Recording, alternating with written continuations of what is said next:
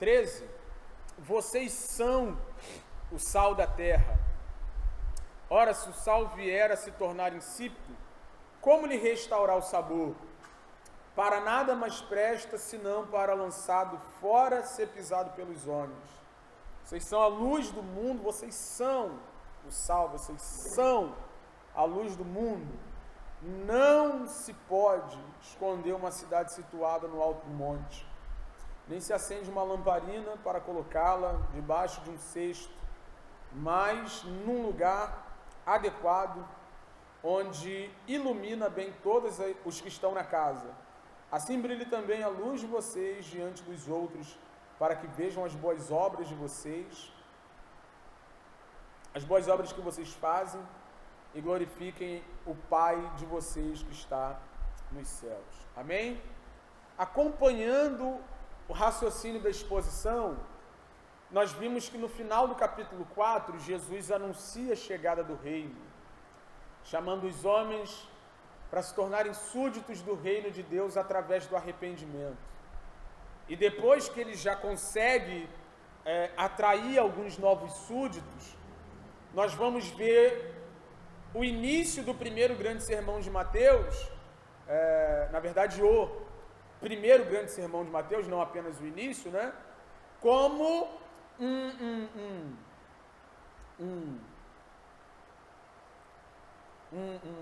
uma constituição, não um livro de regras, né? Mas uma constituição sobre o comportamento desses discípulos, desses súditos que agora fazem parte do reino de Deus, né? O Sermão do Monte nada mais é do que a descrição prática de como se comporta aqui no reino de Deus, como nos manifestamos aqui, como procedemos aqui, a ética dos súditos do reino de Deus é o Sermão do Monte. E aí a gente nunca pode olhar para o Sermão do Monte, como eu disse na semana passada, como um livro de regras apenas, né? Como uma lista do que deve ser feito e o que não deve ser feito. Isso é a lei. São os 10 mandamentos, né? Não terá outros deuses diante de ti, não adorará outros deuses, não furtarás, não matarás, honrarás seu pai. Ou a lei está dizendo que você não deve fazer, ou a lei está dizendo que você deve fazer, né? Mas isso aqui não. Isso aqui está dizendo que nós somos, o que nós nos tornamos a partir do momento que tivemos um encontro com Cristo Jesus. Então é o perfil comportamental daquele que é. Ou você é, ou você não é. Ou você faz parte do reino de Deus e é o que está estabelecido no Sermão do Monte, ou você não é súdito do reino de Deus e vai precisar ser para se enquadrar nisso aqui. E ainda que você ainda não seja, de maneira prática, tudo que está escrito aqui está estabelecido como um padrão, para que nós olhemos para isso aqui e tenhamos um norte, né? E ele começa o Sermão do Monte lá nas Bem-aventuranças, traçando o perfil daquele que é súdito do reino, daquele que é discípulo de Jesus, daquele que faz parte desse negócio, né? E eu gosto muito disso, é maravilhoso, porque a gente vive num tempo onde as pessoas dizem: quem é você para dizer que eu não sou? Não é? Quem é você? A minha vida é minha, eu faço do jeito que eu quero, eu ando do jeito que eu quero. Quem é você para dizer se eu sou ou não sou? Eu não sou ninguém. Mas a palavra de Deus traz aquilo que nós chamamos de marcas distintivas, para dividir quem é de quem não é. Então não adianta, irmão, vir de conversinha ideológica para cima de mim, a igreja é isso, o pastor é aquilo. Eu não quero nem saber o que você acha. A palavra de Deus é muito clara e ela diz que o povo de Deus é peculiar, é distinto de todos os outros povos. É um luzeiro que reflete a glória do próprio Deus, o caráter do próprio Deus. É através de nós que Deus é revelado de maneira que também é revelado de maneira mais clara ao mundo. É nos cristãos que o mundo vê Cristo. A gente vai terminar falando isso aqui, né? Mas é isso que a gente precisa entender. Quando você vê ali, ele falando dos bem-aventurados, os pobres de espírito, os mansos, os que choram, os misericordiosos, os pacificadores, aquele negócio todo ali, ele está falando de algo que o cristão, que o discípulo de Jesus, que o súdito do reino de Deus é. Aí você olha para aquilo e você pensa, cara, isso aqui que eu sou, tem que me enquadrar nisso aqui. E aí, de maneira sequencial, isso aqui é uma consequência do que ele disse nas bem-aventuranças, né?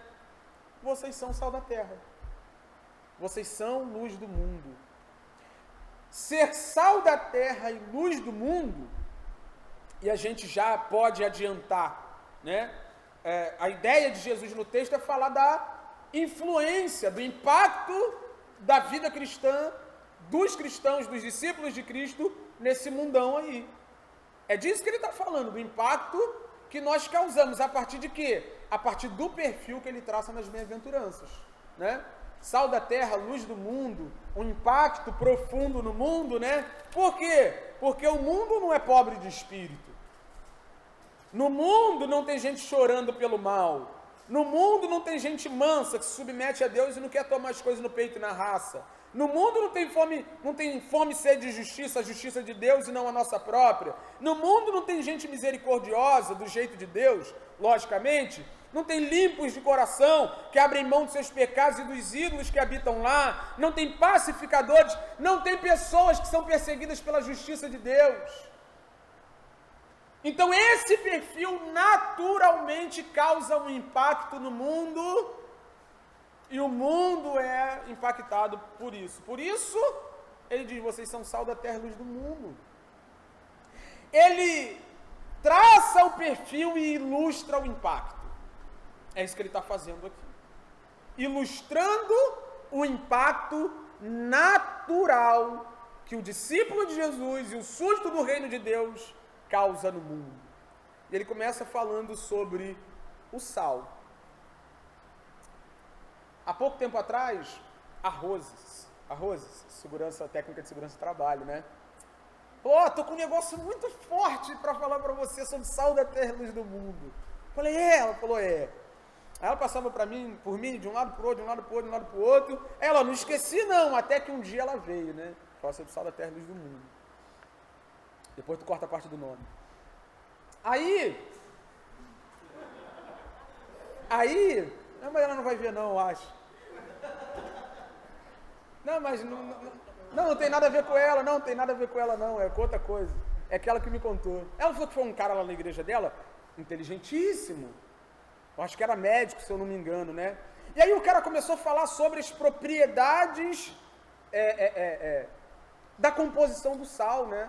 As propriedades, meu Deus, fugiu o termo, da composição do sal, né? E tal, aquele negócio todo, e, sabe, várias informações científicas para fazer uma aplicação. Aí eu falei para ela, depois eu quero te falar um negócio forte sobre o sal também, né? Porque a pergunta que não cala é a seguinte: vocês acham que as pessoas que ouviram Jesus naquele dia, a plateia original, tinham conhecimento científico para saber sobre composição de sal? Sim ou não? De maneira nenhuma. Então Jesus não pode estar falando disso. E eu não posso falar diferente do que Jesus falou. Quem falou foi ele, o texto nem é meu, né? Já viu quando você manda uma mensagem no WhatsApp para alguém, aí você interpreta a mensagem no WhatsApp, aí você vai brigar com a pessoa fala assim, cara, mas não foi isso que eu quis dizer. Aí você vai falar, não, mas foi isso que eu entendi, né? E eu sempre digo, cara, que a gente é responsável pelo que fala, não pelo que os outros entendem, não é? Mas não tem disso, essa falta de entendimento em relação ao que os outros estão falando, né? E aí quem tem a autoridade para dizer o que aquilo quer dizer? Quem falou. Então o que Jesus está querendo dizer para um povo que não tem conhecimento científico sobre a composição do sal? Ele está falando daquilo que o povo entendia muito bem em relação ao sal. Jesus não está inventando uma teoria mirabolante que está fora do campo de entendimento do povo. E é o que eu sempre digo, irmão, eu falo isso como pregador, vou te falar como pregador. corre dos pregadores que gostam de impressionar as pessoas. A gente não foi chamado para impressionar a Igreja de Cristo, a gente foi chamado para edificar ela. E quanto mais clara fica a mensagem que eu transmito para você, mais fácil você vai conseguir assimilar e botar isso em prática. Então não estou aqui para te impressionar, falar algo muito profundo que tu fale, uau, nunca ouvi falar sobre isso. Eu estou aqui para deixar o negócio cristalino, para que você entenda, saia daqui e coloque isso em prática. Então Jesus não é esse pregador que fica fazendo malabarismos para falar de coisas profundas que o povo não entende. Ele está falando do que o povo entende, para que o povo assimile a mensagem, para que o povo coloque em prática aquilo que ele está ensinando. E o povo sabia duas coisas sobre o sal. A primeira coisa que o povo sabia sobre o sal era a capacidade do sal de influenciar tudo que tocava. Porque o povo da cozinha sabe que quando você coloca sal na batata, não é o sal que pega o gosto da batata. Né? Não é o sal que pega o gosto do arroz, né? Por exemplo, às vezes acontece lá em casa, né, Ilana? Ilana fala que eu tenho uma mão pesada pro sal. Mas não é, eu particularmente, meu paladar... Não, irmão, mas é, né? Mas e é uma loucura, né? Você bota a primeira parte ali do sal, aí você vai experimentar ali. Aí você fala, caraca, mano, acho que tá sem sal. E você bota de novo sal gordo, eu não entendo. É assim que sempre funciona. Você entende que não é o sal que fica arrozado, mas é o arroz que fica salgado? É isso que Jesus está dizendo, aquele povo entendia disso. O povo sabia que tudo que o sal tocava, ele deixava alguma coisa lá, o que? Sabor. Que o sal influenciava os alimentos que tocava e transmitia para esses alimentos algo que era dele próprio. E Jesus está falando, em primeiro lugar, a capacidade de influência do sal, de influenciar o que toca. E esse povo entende que, sendo pobre de espírito, misericordioso, manso, pacificador, tendo fome e sede de justiça, eles iam tocar a sociedade, iam tocar os lugares onde eles passariam, suas casas, seus ambientes de trabalho, e aqueles lugares seriam tocados, impactados, influenciados por aquilo que eles estariam vivendo. É isso que Jesus está dizendo. É isso que Jesus está dizendo. É o que o apóstolo Paulo falou aos Romanos no capítulo 12, versículo 2. Ele diz que a gente não deve se conformar com o mundo. Nós não devemos tomar a forma do mundo. Nós não devemos nos deixar sermos influenciados pelo mundo. É o mundo que precisa ser influenciado por nós. Spurgeon disse algo extraordinário. Ele disse, sei porque a igreja tem pouca influência no mundo de hoje. É porque o mundo de hoje tem muita influência na igreja. Sabe, se a gente fosse aplicar o meu raciocínio aqui, o meu exemplo, sabe, não é a igreja que está salgando o mundo. É o mundo que está mundanizando a igreja, cara. E isso em vários aspectos, né? Às vezes a gente fala sobre a nossa liberdade em Cristo, de colocar uma roupa como essa, por exemplo, para pregar os irmãos, e aquele negócio todo que você já sabe, né? Comunicar o evangelho da maneira que o mundo entende, a gente preza por isso aqui. As pessoas pegam isso para viver como o mundo vive. Né? Já contei a história para vocês aqui do cara que falou que lá no trabalho falaram para ele, pô, tu é maneirão, nem parece crente. Isso é uma loucura, cara.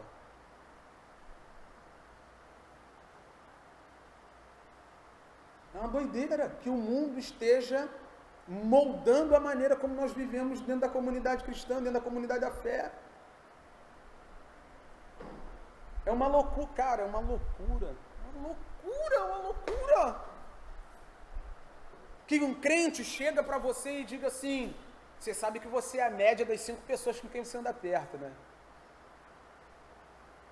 Eu falei, cara, se nós formos a média das pessoas com quem nós caminhamos, Jesus era um desgraçado. Sentava com prostituta, com pecador, com segregado, tocava leproso.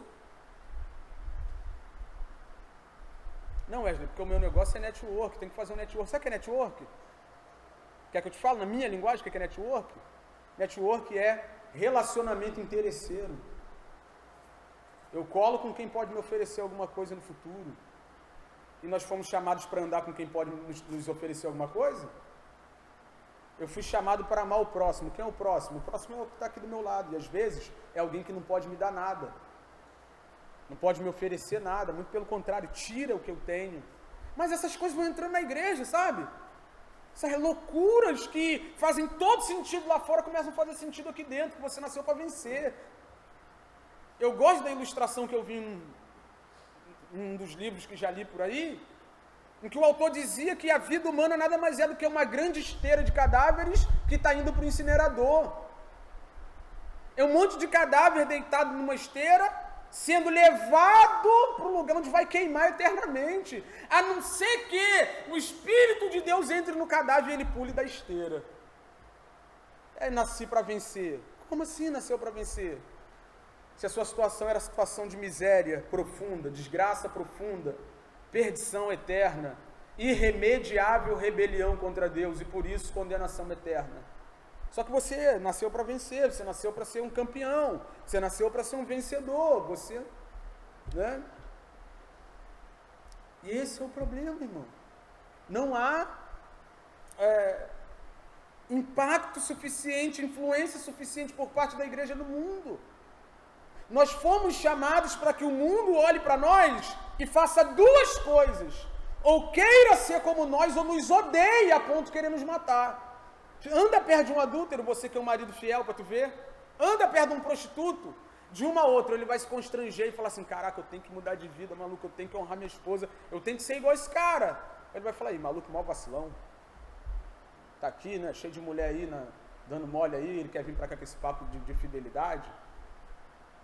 Ou você vai ser, isso é o ódio do mundo contra a maneira como a gente se porta, né? Ou você vai ser odiado pelo mundo, ou o mundo vai ser impactado por você a ponto de querer mudar. Sabe? E é uma loucura que as pessoas que estão à nossa volta fiquem de boa do nosso lado, sem querer mudar e sem nos odiar. Sabe? Tem pessoas que conseguem viver em contextos mundanos onde as pessoas ficam de boa, indiferentes ao cristão. Cara, cristão não causa indiferença nesse mundo.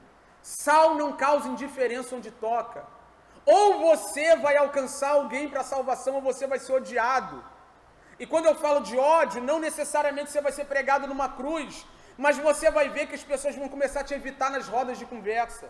Por quê? Porque você não gosta de fofoca. O pessoal já sabe que quando você chega, você repreende o fofoqueiro. Isso é ódio, é uma manifestação de ódio, num nível mais baixo, mas é alguém que não quer mais a sua presença nos churrascos, é alguém que não te chama mais para tomar açaí depois do culto, é alguém que não quer mais estar perto de alguém que é sal. Então, de uma a outra, ou essa pessoa vai se constranger, ser influenciada a ponto de querer se tornar um cristão, ou ela vai começar a andar em outra direção, por ódio do estilo de vida do discípulo de Cristo. Eu não sei você, mas eu concordo com Spurgeon, eu preciso concordar. A igreja tem pouca influência no mundo de hoje, porque o mundo de hoje tem muita influência na igreja. A gente quer ser aceito. Irmão, os cristãos querem ser aceitos no mundo que crucificou o Cristo deles. Não faz sentido. Não faz sentido. Wesley, que estado e que condição eu devo esperar na vida cristã? A do teu Cristo. Como é que ele terminou a vida? Como é que ele terminou a vida? Aí você não quer nenhum tipo de sofrimento e desconforto nessa vida.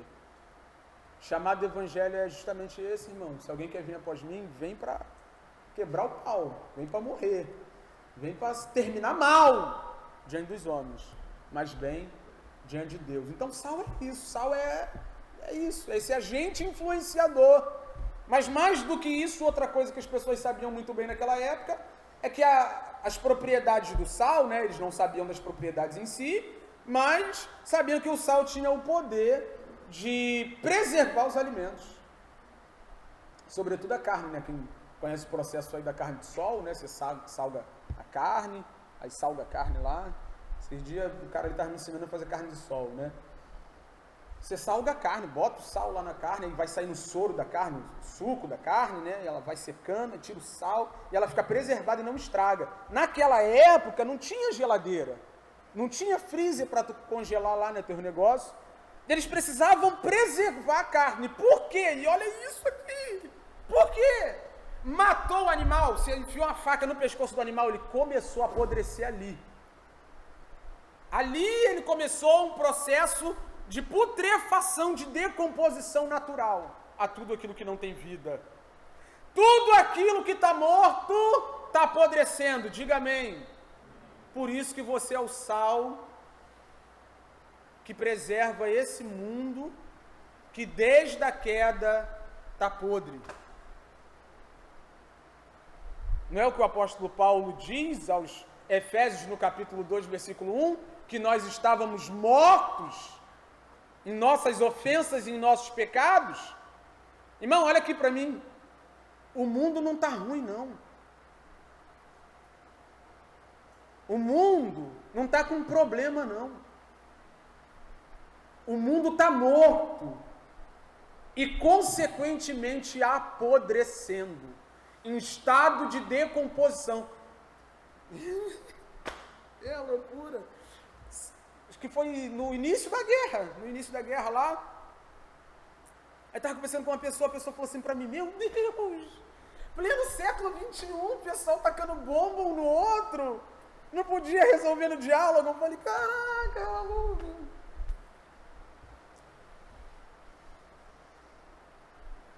Irmão, século XXI, século XXII, século XXVIII, só existe uma coisa aí fora: gente morta e apodrecendo. Pessoas que têm coração de pedra. Pessoas que estão longe de Deus, afastadas de Deus, afastadas do Criador, com o coração apodrecido. E elas não conseguem colocar para fora nada do que não seja podre. O mundo está apodrecendo, irmão. E só tem um agente na Terra capaz de refrear a putrefação do mundo. E é por isso que, ao invés de fazer retiro, era melhor que você fosse para a casa de praia dos seus parentes no carnaval. Não é que a gente seja contra retiro, né? Mas a gente tem que ser muito honesto com o retiro.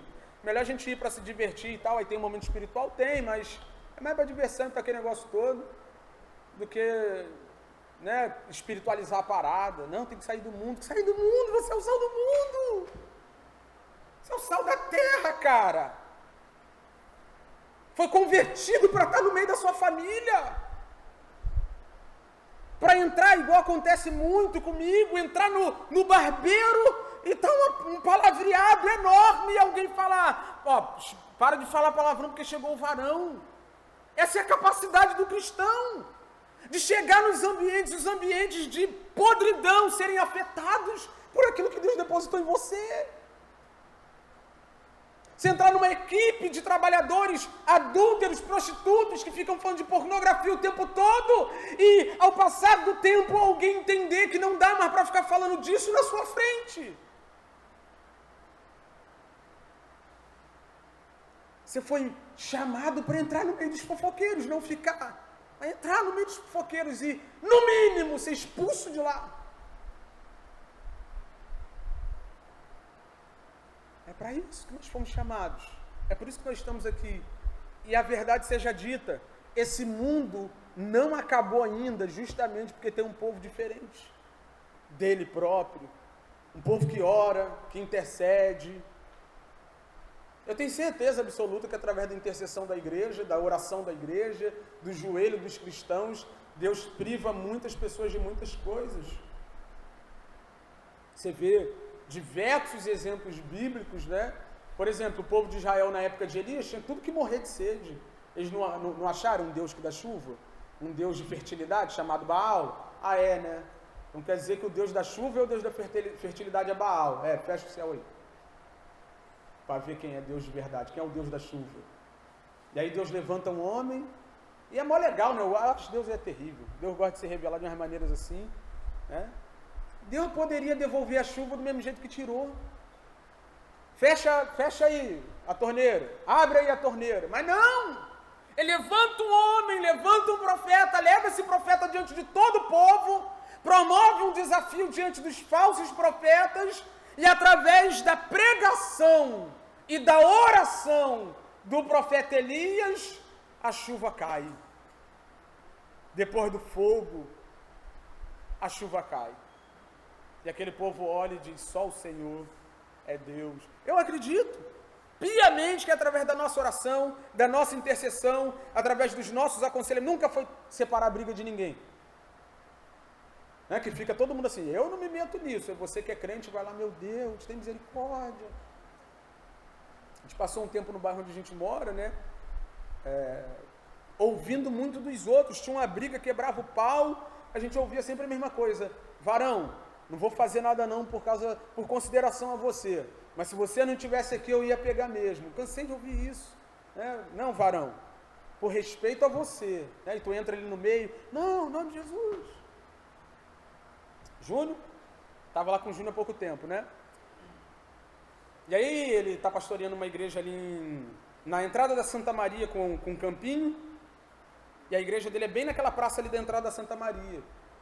Ele estava conversando com ele, batendo um papo e tal. Aí ele falou que estava lá um dia, conversando assim na porta da igreja. De repente vem um moleque de moto voado, um carro bate no moleque, joga o moleque no chão. E o menino tinha roubado a moto lá em Cosmos. Pegaram o menino ali. Quando pegaram o menino ali, quem pegou já ia colocar numa mala. A mala já estava aberta, o cara já estava ali armado. O que esse amigo nosso fez? O Alex sabe que ele é esse. Eu queria ter essa coragem, mas, meu Deus. Ele foi lá e falou, ninguém vai matar ele.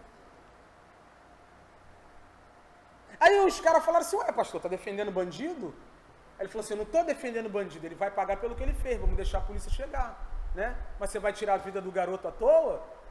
Não, não é à toa, pastor. E aquele zum, aquele burburinho, daqui a pouco um monte de gente.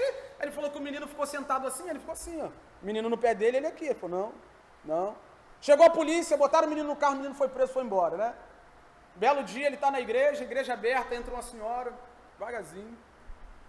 Entra uma senhora.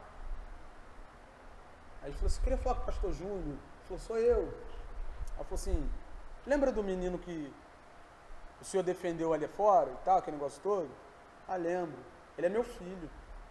Fui visitar ele na cadeia. E ele mandou vir aqui agradecer porque ele está vivo, porque o senhor interferiu naquele dia. Eu não sei se eu ia ter coragem de fazer aquilo, mas ele foi com a graça de Deus e no poder do Espírito. Já cansei de ver, né, Alex? A gente ia lá na casa dele, morava num lugar onde tinha tráfico, às vezes o traficante passava voado, ele, opa! Dava um tapa no carro do traficante, aí tem um negócio diferente. Mas, tem um negócio diferente, mas eu estou falando da nossa predisposição de entrar naquilo que é ruim. Assim, né, Alex? Não sabe dar isso um terço. Se eu ficar aqui contando. Mas é a predisposição do cristão que vê diante de si a oportunidade de interferir naquilo que está morto, irmão. Naquilo que está apodrecendo. E você tem esse poder de apaziguar uma briga de casal, de pegar um casal problemático e gastar tempo com eles falando da beleza do casamento, da bênção do casamento. Você tem a capacidade, mesmo que você seja enxotado, você tem a capacidade de pegar um amigo de longa data, que é alcoólatra, que é viciado em bebida, e dizer para ele que tem um caminho melhor, tem um objeto maior e melhor de satisfação. Sejamos esses agentes, irmãos, que consigamos influenciar os lugares onde nós estamos inseridos. E isso aqui acaba sustentando aquele nosso conceito de vida intencional e missional. Eu vou morrer dizendo isso, cara. Para mim, uma pessoa que entrega folhetos ou viaja para fazer missão, que não consegue influenciar os ambientes onde está na maioria do tempo, na maior parte do tempo, é uma farsa, cara. Seja odiado, mas não deixa de ser crente, cara. O próprio Spurgeon diz que nós não somos o caramelo do mundo, nós somos o sal. E geralmente o sal é cuspido e não engolido. Nem odiado a gente quer ser. A gente não quer desconforto com nada quando o nosso Senhor foi parar numa cruz pregado por causa da verdade de Deus. Então, em nome de Jesus, vai influenciar os ambientes em que você está inserido. Vai influenciar os ambientes em que você foi colocado, os ambientes ordinários. Você passa mais tempo trabalhando do que em igreja. Você passa mais tempo com a sua família do que em igreja. Você passa mais tempo fazendo coisas comuns do que coisas espirituais, não é? Eu não entendo, né? Pré-congresso na igreja. Irmão, a igreja fica alvoroçada. Ah, vai ter um congresso, meu Jesus. Gente que não vinha desde o outro congresso aparece com uma vassoura na mão. É ou não? Cara, passa o ano inteiro se negando a participar de tudo. Falta culto, aparece quando quer, uma luta, chega o retiro, é o primeiro a pagar e é o que mais zoa na piscina. Sal da terra. Sal da terra. Se você é um discípulo de Cristo, se você é um súdito do reino de Deus, a terra precisa ser salgada pela sua vida, precisa ser influenciada pela sua vida, precisa ser tocada pela sua vida. Mas nós também somos luz do mundo, outro agente de influência. Só que a luz tem uma peculiaridade extraordinária. E aí é onde o pau começa a quebrar de verdade, né? De tudo aquilo que a luz pode fazer, a principal coisa dela, né, é iluminar os ambientes escuros, sim ou não? Sim. Então a luz não permite que nada fique encoberto. Ela tem a capacidade de expor. Ela tem a capacidade de revelar. Vocês são luz. Vocês são luz. Eu já preguei isso aqui, a piada não tem muita graça, né? Mas vou fazer de novo. Tem visitante. Né?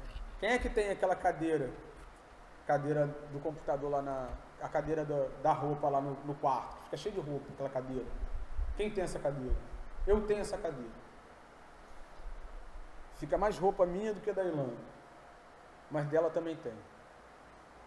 Todo mundo tem essa cadeira. E essa cadeira, a roupa dessa cadeira, ela fica olhando para você e te desafiando, dizendo, vem me dobrar.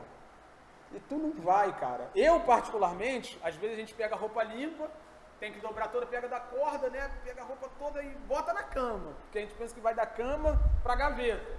Mas como não foi da cama para a gaveta, a gente pega da cama e bota na cadeira, né?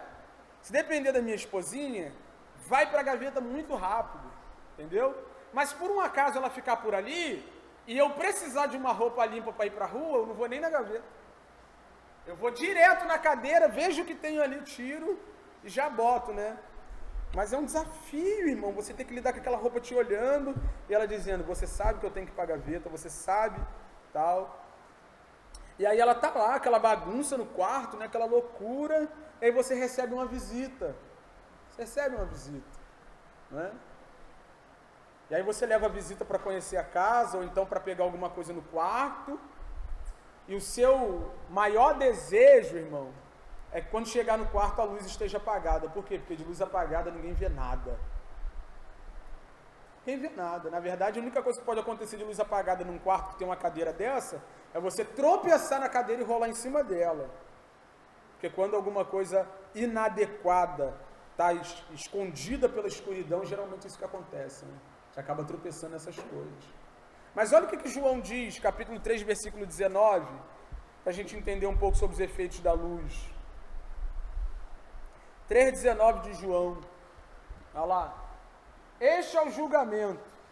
A luz veio ao mundo, mas os homens amaram as trevas e não a luz. Por quê? Porque eles tinham uma cadeira cheia de roupa no quarto.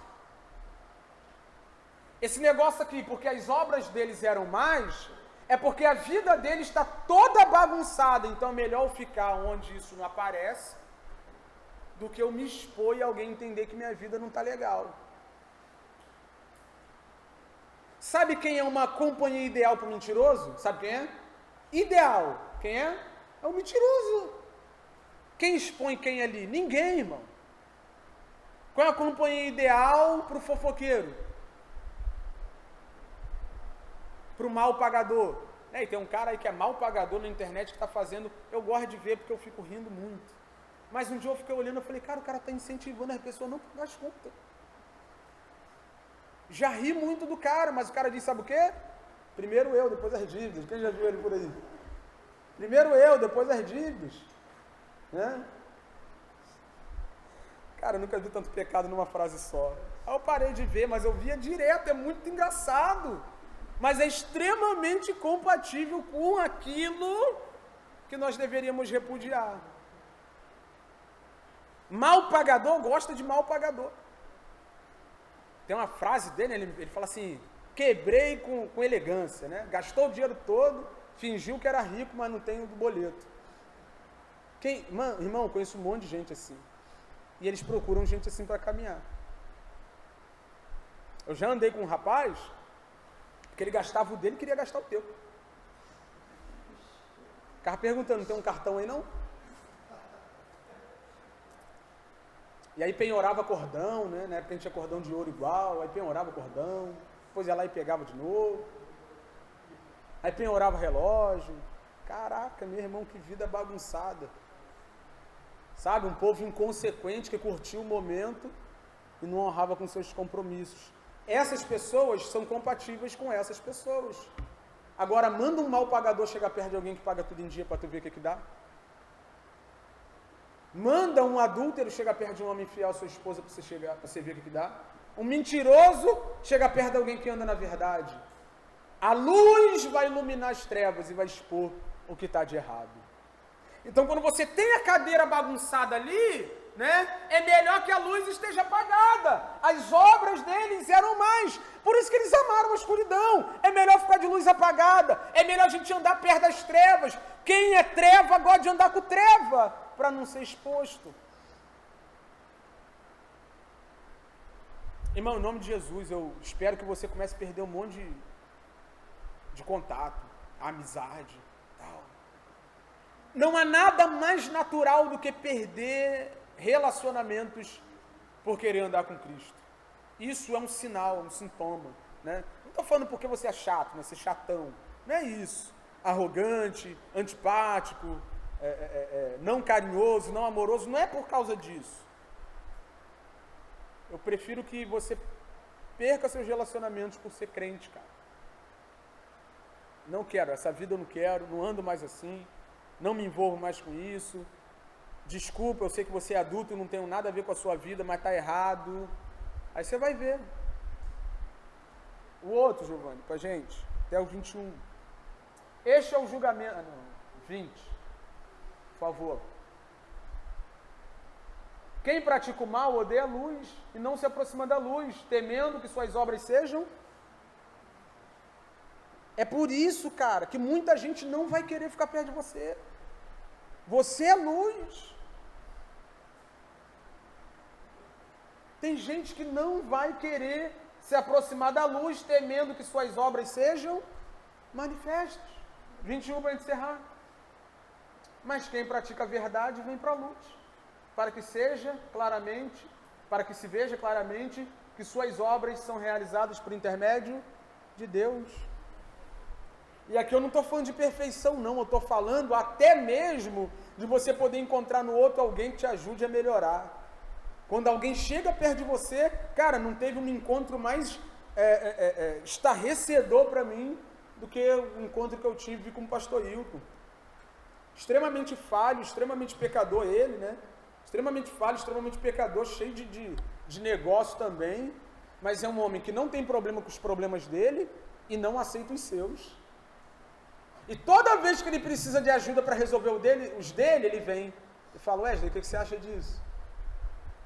O que você acha daquilo? Eu lembro que no início, assim que a gente começou a conversar, ele começava a se expor para mim, perguntar coisas, para tomar decisões, eu ficava, que isso, meu Deus? Eu venho a ti para ser batizado e você quer ser batizado por mim? Mas não, cara, é gente que não aceita ficar do jeito que é. É gente que olha para a luz e entende a necessidade de melhora e procura melhorar. É gente que quer andar na verdade, vem para a luz, a fim de que suas obras sejam claramente vistas e que fique claro, né, constatado, que elas são feitas em Deus. Então, quando Jesus diz vocês são luz do mundo, ele está dizendo isso. Esse mundo entenebrecido, esse mundo de trevas, esse mundo de escuridão, vai ter um problema sério com os cristãos. O apóstolo Paulo diz que nós somos luzeiro nesse mundo de escuridão. Sabe? E você não ilumina o mundo pregando aqui igual eu estou fazendo. Já cansei de dizer para vocês, isso aqui é mole. Já aprendi a fazer isso. Tem um monte de gente que sabe ler o texto, montar o sermão. Vocês vão ser luz no mundo. Eu devo ser luz no mundo. Eu passo mais tempo trabalhando do que pregando. O pessoal que canta, né, hoje maravilhosamente bem, né, que coisa linda, gostosa. A presença de Deus invadindo o nosso ser no momento do canto. Já acabou. Eles vão ter que voltar para casa para ser maridos e esposas. Eles vão ter que voltar para casa para serem cidadãos, vizinhos, amigos. Eu não abro mão, irmão, da ideia do texto, de que o verdadeiro povo de Deus faz uma bagunça nesse mundo. Que cada um de nós aqui somos no mínimo uma lanterna. Tu pode até ser um pisca-pisca, mas você não pode ficar indiferente em meio à escuridão. Eu não sei se você é sol, ninguém aqui é, só existe um. Mas pode até ser uma estrela, ou um pisca-pisca. Mas você já viu um pisca-pisca diante de um lugar extremamente escuro? A gente não tem condição de mensurar a escuridão do mundo, que chegam a ser densas. Mas tem um povo que brilha, irmão. Tem um povo que ilumina. Tem um povo que, de acordo com o texto, versículo 16, assim brilhe também a luz de vocês diante dos outros. É diante dos outros. É diante desse povo que está aí fora, para que vejam as boas obras que vocês fazem e glorifiquem o Pai de vocês, que está nos céus. Um dia eu li algo que alguém escreveu e achei bacana, que diante de Deus nós somos justificados pela fé. Diga amém. Mas diante dos homens nós somos justificados pelas obras. Ninguém é salvo pelas obras. Mas você quer ter crédito diante da sociedade? Você quer que as pessoas que te viram vivendo uma vida deplorável comecem a olhar para você com outros olhos, com respeito? Você quer? E aí isso não é um fim em si mesmo, não pode parar em você. Caraca, você está uma bênção, era isso, não é mais. Fazia isso, não faz mais. Estava desse jeito, não está mais. Você precisa apontar para quem? Para o Cristo. As boas obras dos cristãos glorificam ao Pai. Nos justificam diante dos homens, mostram aos homens que algo aconteceu na nossa vida, mas glorificam a Deus. Então, irmão, o ímpio, o cara lá de fora, ele não entende nada de worship, de a gente está aqui como, meu Deus, não entende nada disso. De mão levantada, de adoração, não entende nada disso. Ele não entende nada sobre quer comais, quer bebais, fazer tudo para a glória de Deus, não entende nada disso. Tem um monte de crente que não entende, que dirá o ímpio, que deve viver para a glória de Deus. Agora, quer ver o ímpio glorificar a Deus? É ver você nesse mundo de podridão e de trevas, o influenciando através do seu estilo de vida, que é o estilo de vida do reino de Deus. É trazendo o reino de Deus para a terra através da vida que você leva. É provocando nas pessoas a curiosidade de perguntarem o que aconteceu com você. Por que você é assim? Por que você se comporta desse jeito? Aí você leva ele a Cristo. Amém? Você está vendo? A gente vai falar sobre isso na quinta-feira, lá na nossa última sessão, nosso último momento de treinamento sobre evangelismo prático, né? Vive a vida cristã. Alguém vai perguntar de onde vem isso e aponta para Cristo. Acabou. Louvado seja Deus. Glória a Deus nas alturas. E uma coisa importante para a gente encerrar. Só dá para ser sal, só dá para ser luz por meio de Cristo Jesus. Se você não for sal, você é a carne podre. Se você não é luz, você é... Em Cristo Jesus você sai das trevas e vem para... Não foi o que Pedro disse? Nós fomos tirados do império das... Paulo disse aos Colossenses, né? Nós fomos transportados do reino das trevas, do império das trevas, para o reino do Filho do seu amor. Aí Pedro diz, agora eu lembrei, que nós fomos tirados das trevas para a maravilhosa luz de Deus. 1 de Pedro 2,9, né? Isso. Ou você é a carne podre ou você é o sal. Ou você é treva, ou você é a luz. Tinha um amigo que chamava você de treva, né? Ele estava certo. Porque treva é treva mesmo. Ou é treva ou é luz. Ou é luz ou é treva. Ou é carne podre ou é sal. Ou é sal ou é carne podre. Amém? Vamos orar para encerrar.